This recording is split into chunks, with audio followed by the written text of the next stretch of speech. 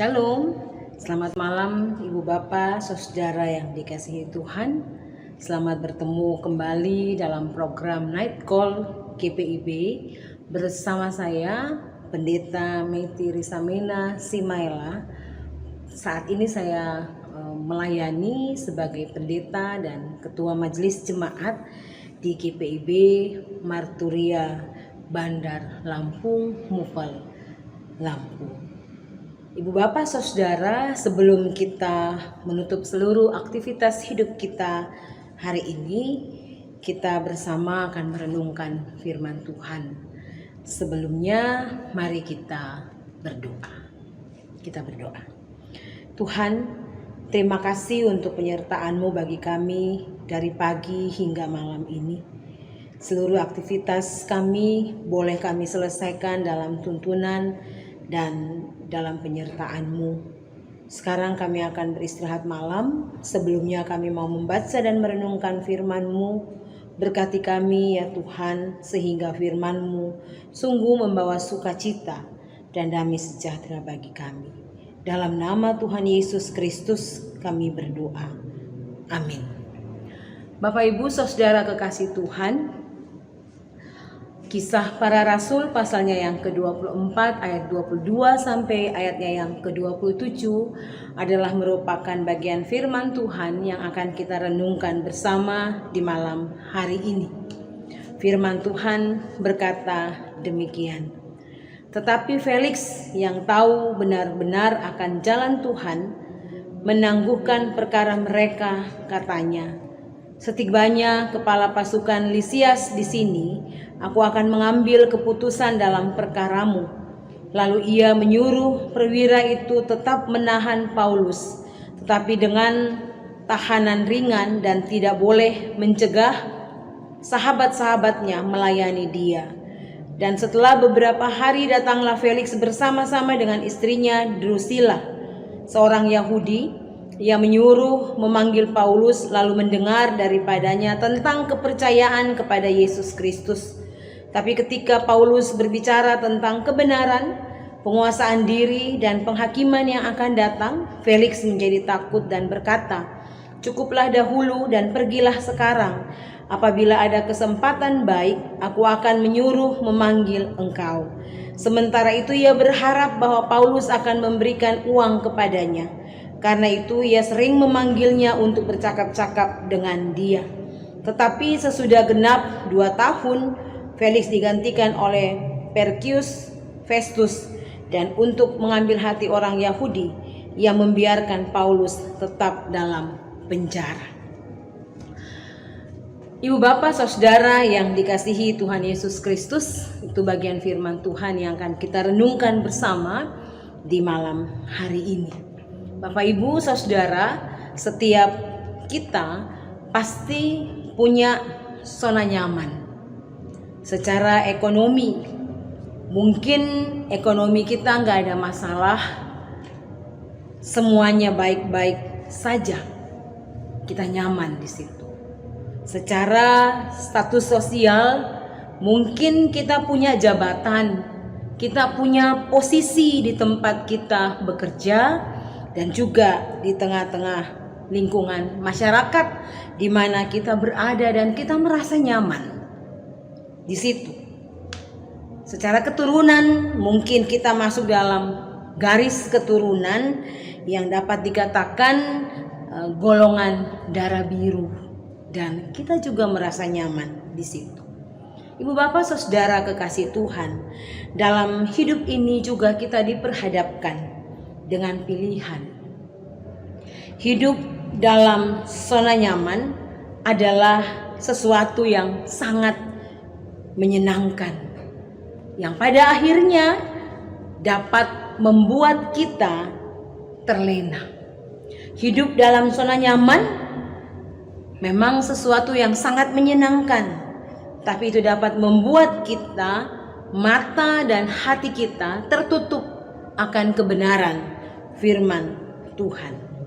Kalau keluar dari zona nyaman, itu berarti kita meninggalkan hal-hal yang dalam tanda kutip menyenangkan demi kebenaran akan firman Tuhan. Perenungan kita saat ini berbicara tentang Felix dan Paulus yang menunjuk pada hidup dalam zona nyaman versus hidup di luar zona nyaman.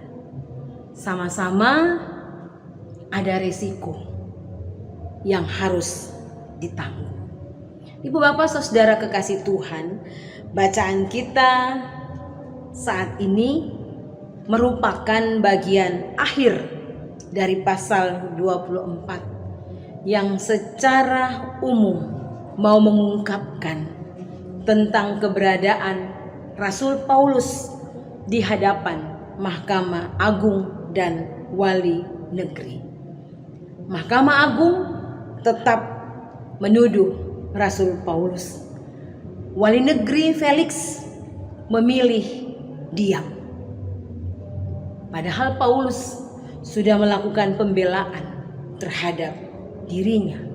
Tetapi Wali Negeri menangguhkan perkara Paulus dengan alasan menunggu kepala pasukan.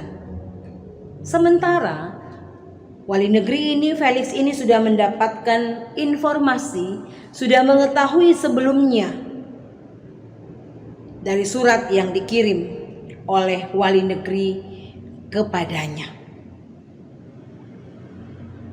Ibu bapak saudara yang dikasih Tuhan, sementara dalam bacaan kita tadi, di situ dikatakan atau diceritakan Paulus, Rasul Paulus, dia tetap memberitakan Injil kebenaran kepada Felix dan Drusilla istrinya. Kebenaran yang disampaikan oleh Rasul Paulus itu membuat Felix takut, karena dia tahu bahwa apa yang dia buat itu adalah kesalahan. Dia tahu bahwa dia menyembunyikan kebenaran itu. Felix juga tahu kalau Rasul Paulus ini adalah dari keluarga dari Rasul Paulus ini adalah kalangan orang terpandang. Dan dia tahu loyalitas dari teman-teman Rasul Paulus. Makanya dia berpikir kalau dia menahan Rasul Paulus di penjara, maka dia akan mendapatkan uang dari Rasul Paulus. Di sini kita lihat Felix tetap bertahan dalam zona nyaman dan Rasul Paulus tetap ditahan dalam penjara.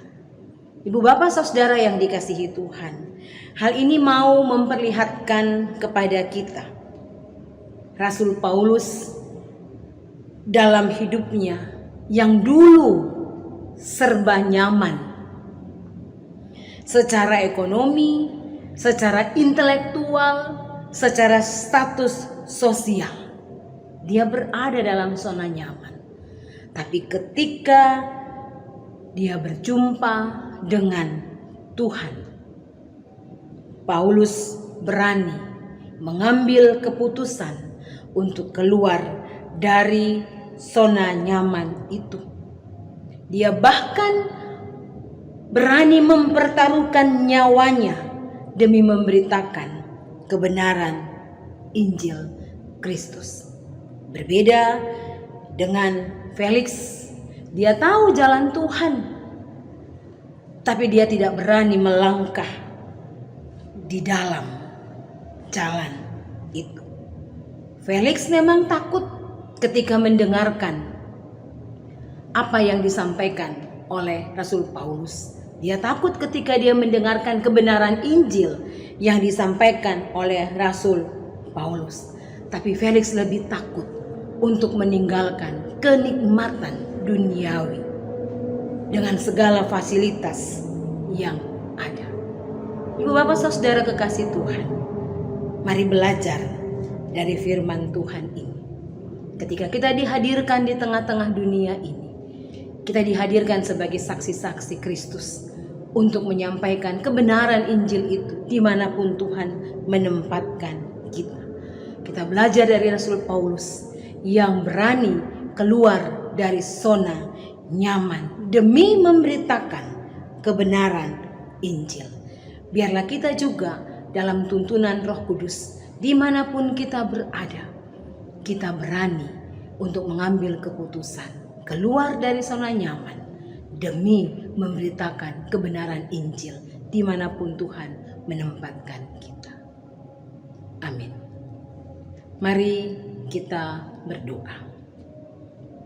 Kami mengucap syukur dan berterima kasih Tuhan untuk anugerah dan berkat Tuhan. Penyertaan-Mu berlaku dalam kehidupan kami di sepanjang hari ini. Seluruh tugas dan tanggung jawab, kerja dan layan kami, boleh kami laksanakan dalam tuntunan dan penyertaan Tuhan.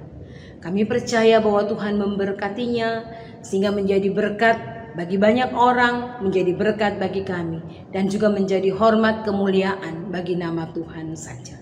Kami bersyukur dan berterima kasih Tuhan menyapa kami saat ini melalui firman-Mu. Tuhan tolong kami, berikan kami Roh-Mu yang kudus, supaya kami diberikan keberanian untuk mau keluar dari zona nyaman demi memberitakan kebenaran Injil Kristus dimanapun kami berada. Terima kasih Bapa di sorga, Kau memberkati Gereja Protestan Indonesia bagian Barat GPIB, Majelis Sinode yang ada dan seluruh warga jemaat. Tuhan ada dalam kehidupan lembaga ini, biarlah kuat kuasa dari Tuhan menyertai kehidupan kami.